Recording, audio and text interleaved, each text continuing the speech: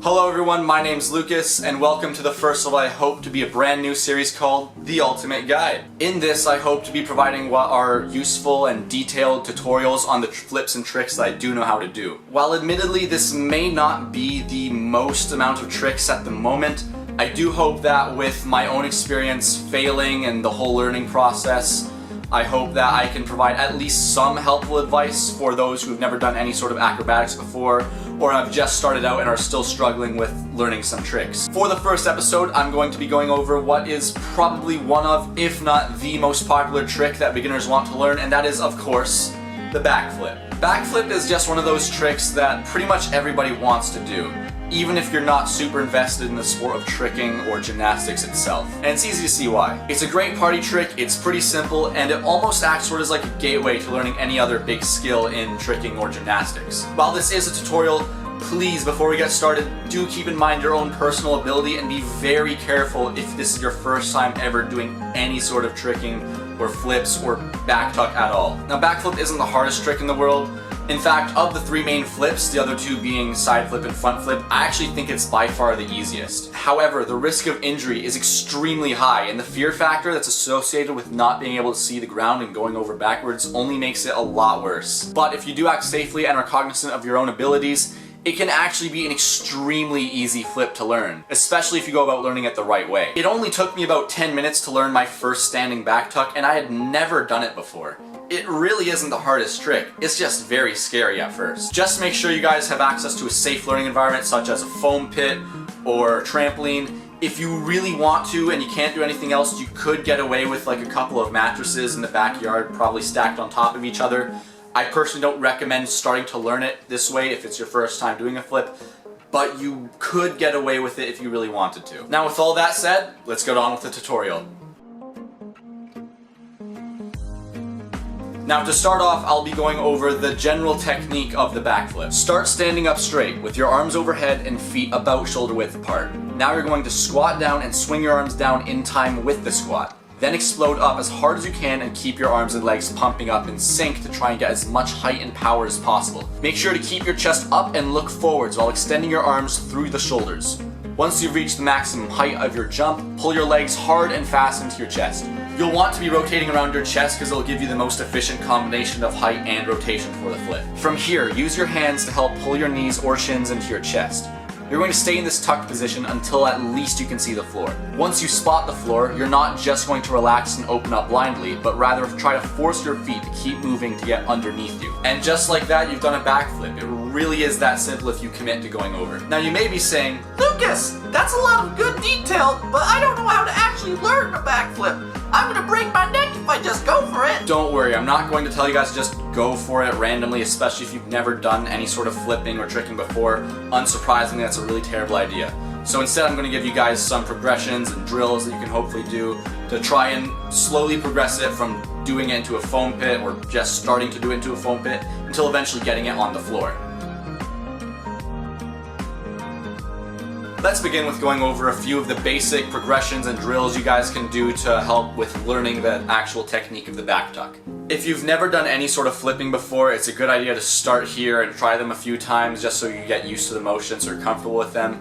However, if you do have some experience with any sort of flips, then feel free to skip ahead to where you feel comfortable. The first of these drills are just simply these standing straight jumps right here. As simple as it seems, this is a really important one to do in order to help get the feeling of extending through the shoulders and pushing through your toes. This jump right here is your actual set for the backflip, so it's really important you have it nice and strong. Another decent drill to do are these sort of tucked reverse crunches. When you see a backflip, you're going to basically pull your knees into your chest, not the other way around. You're not pulling your chest towards your knees. If you do that, then you'll basically slow your rotation down, which can result in a really low, sloppy landing or possibly even injury. Now to start with the actual progressions for the backflip. If you're completely new to any sort of acrobatics or even going over backwards at all, you should really start off with just simple back rolls, just so you get used to the feeling of going over backwards. It's super basic, but if you're not aware of what it feels like to go over backwards on the ground, you're not going to have any sort of control when you're going over backwards in the air. For the next progression, I suggest you guys try to find access to a foam pit or a trampoline. You could even get away with those two mattresses stacked on top of each other. Personally, I wouldn't recommend that, speaking from personal experience. It's not dangerous at all at this stage, it's just not the most comfortable experience. What you're going to do is you're going to do the same standing high jump drill you were just practicing earlier, but now you're going to let yourself land flat on your back.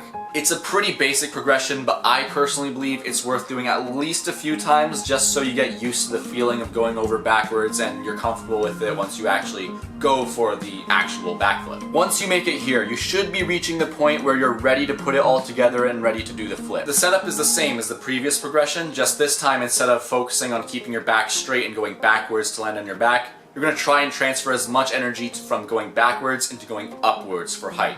From here, all you have to do is just pull your knees into your chest, and congratulations! Hopefully you've just done your first backflip. You've gotten the first one out of the way, and all that's left is just clean it up so it's polished and consistent. If you're on a trampoline, feel free to start with a bit more of a bounce so you can get the height necessary to complete the flip, but as you get better, you're going to want to do it from more of a standing position. If you're using a mattress or a crash mat or something like that, it wouldn't be a bad idea to find something of a similar height to the mat, or even higher, so then you make sure you get the height necessary to complete the flip. If you're using a foam pit, then of course it helps to start with placing a soft mat in the foam pit to try and land on it, and slowly work your way to harder, more solid mats, and eventually, when you're ready, the floor. Also, if you need to, and I recommend if you're learning, I suggest you get a spotter or two to help you with getting over any of these progressions. But if you do have a spotter, make sure that regardless if they're there or not, you commit to going over.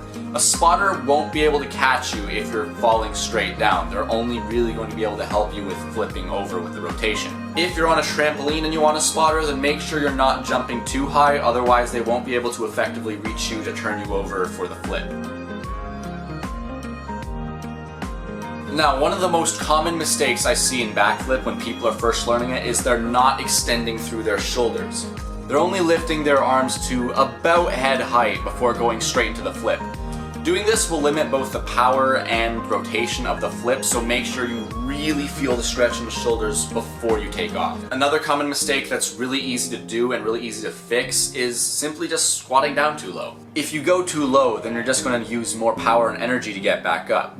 And to fix this, all you have to do is just not squat down so low. Personally, I believe the sweet spot is somewhere between 45 degrees and 90 degrees. I don't think you need to squat down any lower than that. If you drop your chest too much in a squat, I find that also is something that's going to affect your height.